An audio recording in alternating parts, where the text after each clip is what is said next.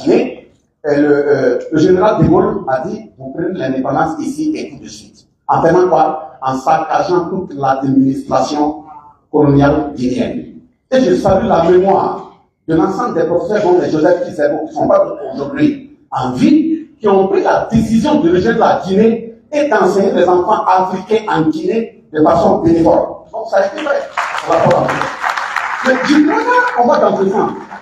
Quand on a décidé de créer le plan guinéen, et comme ils avaient la maquette, ils savaient comment ça se faisait, avant même que Sékou Touré ne fasse produire le franc guinéen, la Guinée était déjà bondée de faudiers pour pouvoir tuer l'économie.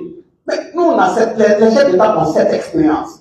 Ils savent comment on a souffert dans le temps. Un pays africain a souffert dans le temps. Mais si tu es tombé, il est très bien de regarder là où tu as trébuché, l'obstacle qui t'a fait trébucher pour tomber. Parce que si tu restes là où tu es tombé pour regarder, demain tu trébuches encore pour regarder l'obstacle. Donc, quand ils sont pressés pour dire, bon, vous dites vous allez créer, ouais, vous en êtes où? C'est notre monnaie. C'est nous qui avons dit, on veut changer de monnaie. Toi, tu es pressé pourquoi? Et c'est pas ta monnaie.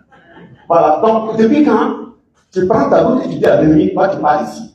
Restez, attendez. Un beau jour, vous allez comprendre que nous avons notre monnaie et puis on fonctionne correctement. Mais justement, la question première, ce n'est même pas le fait d'avoir une monnaie. C'est pas ça qui te dérange. Ce qui les dérange là, puisqu'avant vous payez des armes, il faudrait que ce soit en CFA, que la France ait le contrôle, qu'il ait la possibilité de produire des brevets pour empêcher de payer tel avion, tel garage, tel char. Non. Puisque nous, on ne va plus comme ça utiliser votre franc CFA. Ça, c'est un.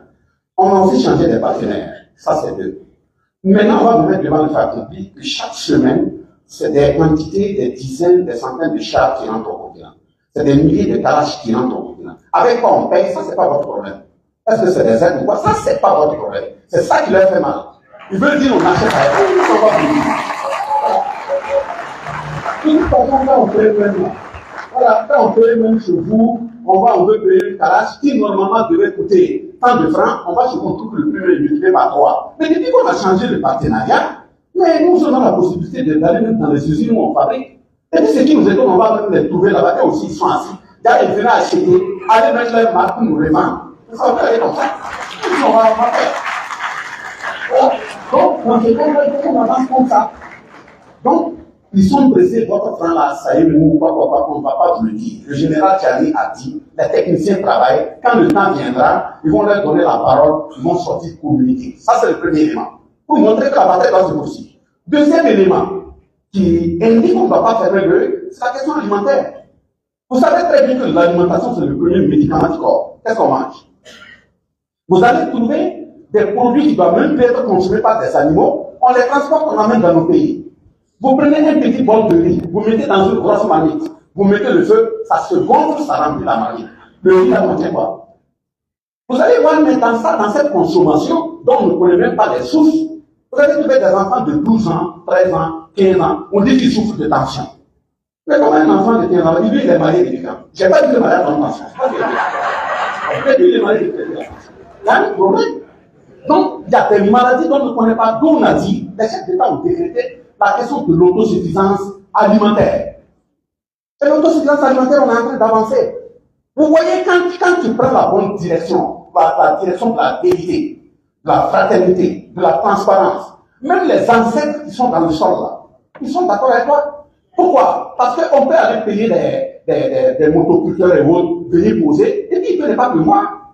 Mais depuis le chef d'État a décrété le 15 mai, chaque 15 mai, journée des coutumes et traditions dans notre pays. Mais ça fait 2 ans, il pleut. Ça, même les chefs d'État, les chefs traditionnels n'ont versé que des louchers d'eau. Là, les louchers ont versé des canaliers d'eau. Il pleut davantage. Comme ça, on a un lien avec nos forces, avec la culture. Ça avance. Donc, les questions de venir nous transporter des sacs d'aliments périmés et ainsi de suite, on va bien regarder. Mais là aussi, il faut faire appel au patriotisme de nos frères africains. Pourquoi il faut faire appel à leur patriotisme? On va dire qu'on est venu au port du Ghana, il y a des produits qui devaient rentrer, le Ghana a refusé parce que même des animaux ne doivent pas consommer. Mais si toi tu es haïtien, par exemple, et tu t'en vas payer parce que tu veux de l'argent, tu t'en vas payer des sacs neufs pour aller emmagasiner, et ça veut dire ensacher encore les mêmes produits qu'on devait jeter, pour venir le vendre à tes frères, mais tu n'es pas mieux qu'un esclavagiste. Donc voilà.